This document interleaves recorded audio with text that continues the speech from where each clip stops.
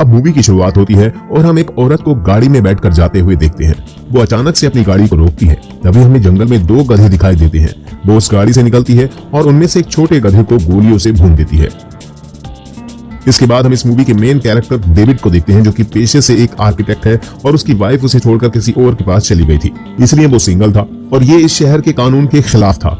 तभी एक गाड़ी आती है और वो डेविड को भी उसी होटल में लेकर जाती है जहां पर उन्हें पार्टनर चुनने के लिए दिया जाता था।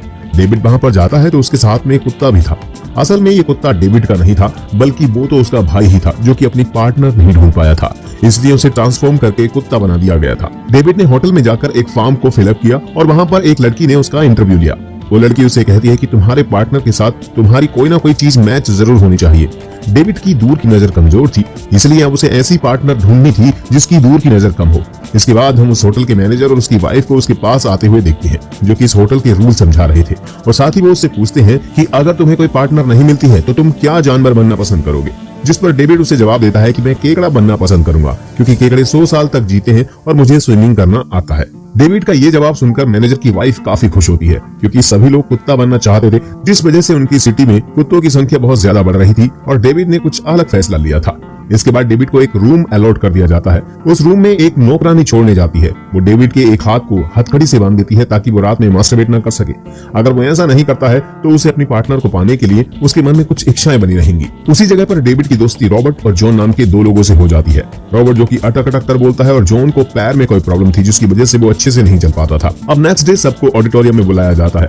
ये सब लोग वहाँ पर बैठे हुए थे। तभी इन लोगों की नजर एक लड़की पर जाती है जिसकी नाक से हमेशा खून बहता रहता है, और यहाँ पर दूसरी तरफ एक हार्टलेस महिला बैठी हुई होती है।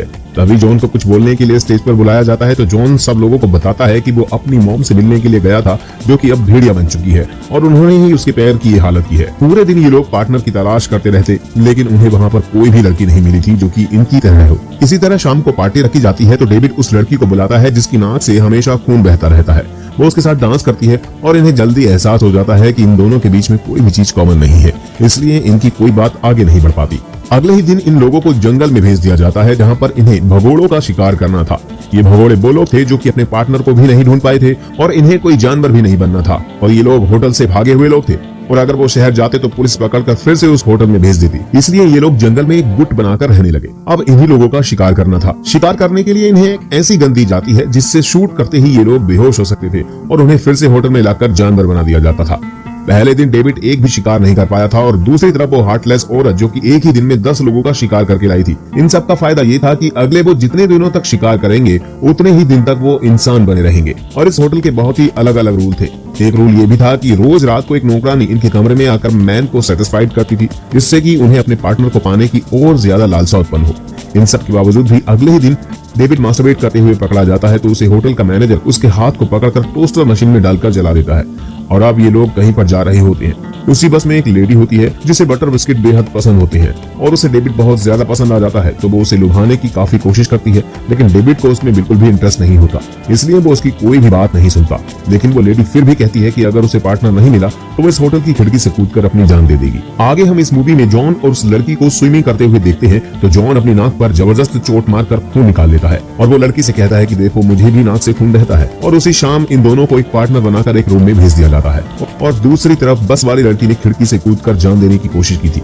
वो दर्द से तड़प रही थी और उसे वो हार्टलेस महिला देख रही थी, लेकिन फिर भी वो उसके पास नहीं आती। तभी हम देखते हैं कि अब डेविड के पास सिर्फ 1 हफ्ता बचा हुआ है। अगर वो पार्टनर नहीं ढूंढ पाता है तो उसे केकड़ा बना दिया जाएगा, इसलिए अब उसके पास कोई ऑप्शन ना होने की वजह से वो पत्थर दिल औरत के पास जाता है और उसके साथ वैसा ही बिहेव करता है जैसे उसे भी कुछ फील नहीं होता, और वो अपना नाटक चालू रखता है। तभी उस औरत को भी उसमें कुछ दिलचस्पी आने लगती है। एक दिन ये लोग बाथ टब में होते हैं और वो डेविड को चेक करना चाहती थी, तो वो मरने का नाटक कर रही थी, लेकिन डेविड ऐसे दिखाता है जैसे उसे कोई फर्क ही ना पड़ा हो। इसके बाद वो प्यार करने लग जाते हैं और उन दोनों को भी पार्टनर बना दिया जाता है। अब ये दोनों भी अपने कमरे में चले जाते हैं, लेकिन उस औरत को अभी भी डेविड पर पूरी तरह से विश्वास नहीं था और वो उसे एक बार और आजमाना चाहती थी, इसलिए वो डेविड के भाई जो कि कुत्ता बना हुआ था उसे बहुत ही बेरहमी से पीट पीट कर मार डालती है।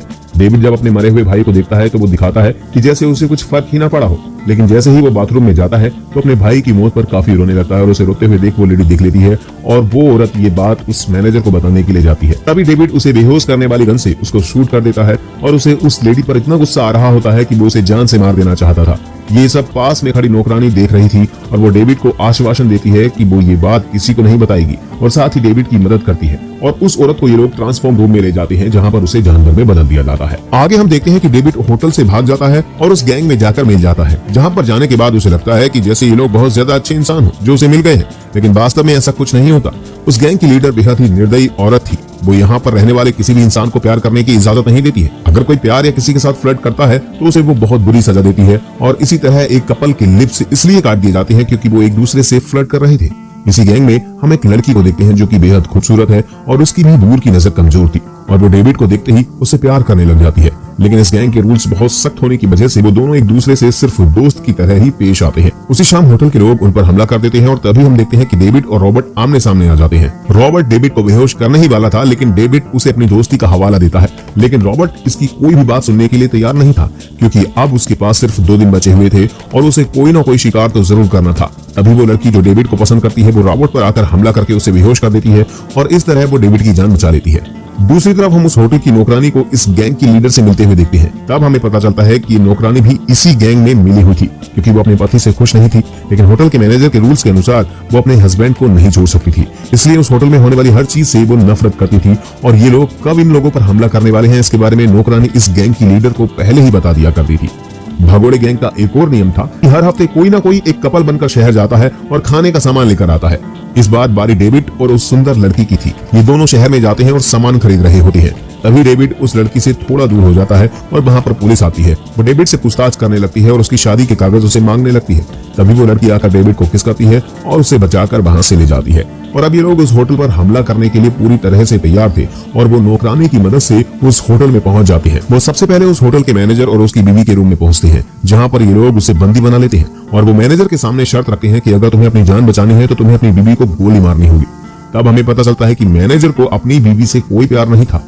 वो बिना कुछ सोचे समझे अपनी वाइफ पर गोली चला देता है, लेकिन उस गोली से मैनेजर की वाइफ की मौत नहीं होती है, क्योंकि इन लोगों ने उस बंदूक में कोई गोली रखी ही नहीं थी, बल्कि वो तो ये दिखाना चाहते थे कि ये लोग वास्तव में एक दूसरे के साथ खुश नहीं है और ये जो भी इस होटल में कर रहे हैं वो बेहद ही गलत काम है। और इसके बाद ये लोग जॉन और उस नाक से खून बहने वाली लड़की के रूम में पहुंच जाते हैं और वहां पर जाकर डेविड जॉन की सच्चाई बता देता है कि जॉन की नाक से खून नहीं बहता, बल्कि वो तो जानवर बनने से बचने के लिए मुंह ढोंग किया करता था।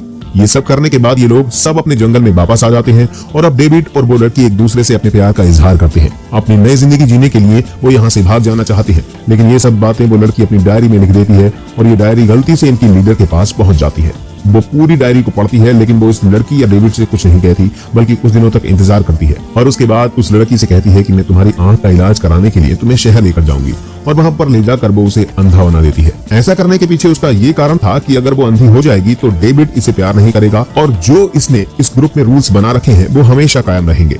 अब धीरे धीरे उस लड़की को भी एहसास होने लगा था कि उसकी आंख की रोशनी जा चुकी है।